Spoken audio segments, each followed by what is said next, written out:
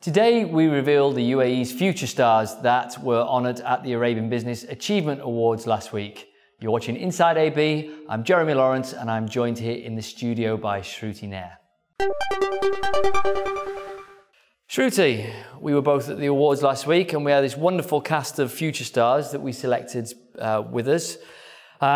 We've gone through the list and I want us to talk a little bit today about the ones who won. So let's start with the creators behind the Spike mobile app. Tell us about them. Sure. So that's Ziad Al-Ame. So he's the one who founded Spike, which is basically a mobile app for diabetes patients. So what it basically does is it detects human behavior and then it sends you reminders, issues reminders. And I think this is a very important app right now considering the rate of diabetes in the UAE. So that's why I kind of found it very interesting. So right now, according to a report by the International Diabetes Federation, 17.3% of the people in UAE have type 2 diabetes. So I think it's a huge amount, which I think totals to about 1 million people in the UAE. So again, a huge amount. So many people can actually make use of this app, which is why I think it's a very interesting app. It is. Next we had our Al-Banawi. She's a Saudi fashion designer who's doing some amazing things. The outfit she wore at the awards was stunning. And it's really good to see women breaking through, particularly from Saudi, who are making fashion that's not imported, that's coming from this region. So that was a great one.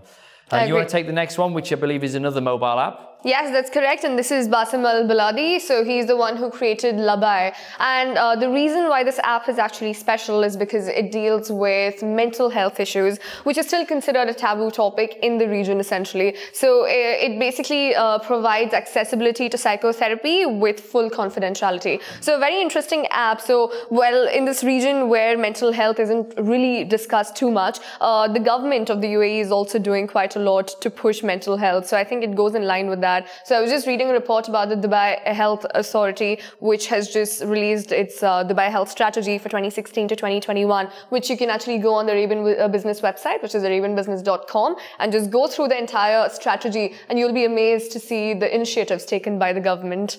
Great, superb. And like Spike, you see apps being used for health monitoring. It's going to be a big thing in future years, and it's great that people are doing it from this region. All right, the next one we had, complete change again, Mohammed Al-Mutawar Al-Sheihi, who is Abu Dhabi Racing's rally driver.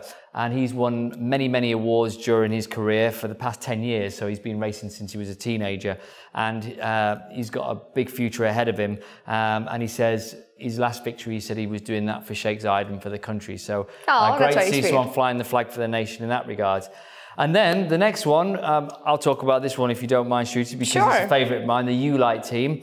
I'll tell you the story about Ulite. It's these guys here, bunch of students from American University of Sharjah who entered the Hult Prize, which is a global competition from Hult Business School, and 100,000 teams enter per year, 100,000. Wow. And they got down to the final 6 for their idea, which is to create, it's an easy way using human power to create electricity, which has huge consequences for vast tracts of the developing world where they don't have access to electricity on a regular basis. So how are they planning to do that?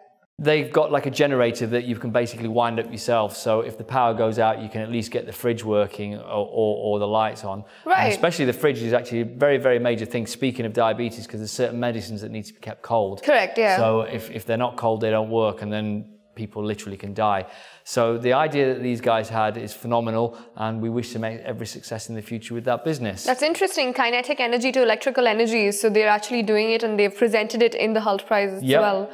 That's really great. So the next one we are talking about is Aura Lab, which was again founded by Aboudi Al-Farq and Bashir Nofali. So it's a very interesting concept, which is just going to make in-store customer experience more convenient. So it's a perfume store and an online perfume store. And what they do is they've got this app and... uses machine learning, I think. Yeah, it's machine learning, correct. Yeah, so they use that app and they use machine learning to just understand customer preferences. Yeah. And there's a bunch of questions, a list of questions that are asked, and on the basis of that, you customize the customer's taste. I think basically the machines know what you want before you do, which seems to be the growing trend in retail. Exactly. Slightly scary, but well done to those guys. Next, we've got Saad Al-Kaabi, who's an actor best known for City of Life, Jinn and Rise. I actually did have a lot of people coming up to me and asking me who this guy was and if he was the person who was on the film. He's a big deal. He's got 1 million social media followers and he's a producer and TV presenter. So it's great to see him flying the flag for the Emirati film industry. Speaking of which, another one from the film industry, Shruti? That's correct. Tariq Al-Kazim, again an Emirati filmmaker who's done a bunch of films. Some of his popular work include A Tale of Shadows and The Man Who Met the Angel. So some really, really popular work, famous work that people have acknowledged so far, and I think I'm going to go and have a look at them. Great, great. And now we have the last one, Prithvik Sinhad. Yeah, he's a great guy. He's slightly older than that now, but not much. He's only 14, and he was recently named the World Science Scholar, the only representative from the entire Middle East, despite being too young to even apply. They let him through because he's so bright. He's already published his first book on paleontology. In fact, sorry, when I said already, he published his first book on paleontology, which is dinosaurs and things like that, when he was 7, and he's had 2 more published since then. No way, 3 books at the age of 14. Yeah, he's studying at some boot camp for astrophysics, and he's just a fascinating young man. And he also had some health problems he had that he had to overcome, and it's not stopped him in his quest to become this brilliant young mind, really. Yeah. So we really. But I think that was the whole point of Future Stars, right? Like, people can take inspiration from these young minds, and I think he's a great example of that. Yeah, exactly. It shows that this region's producing really interesting, innovative, smart people. So. Yeah.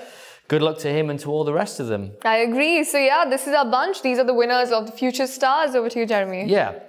Let us know if you think there's anyone we should be included on the list for next year. Do comment, subscribe and share below, and we'll see you next time on Inside AB.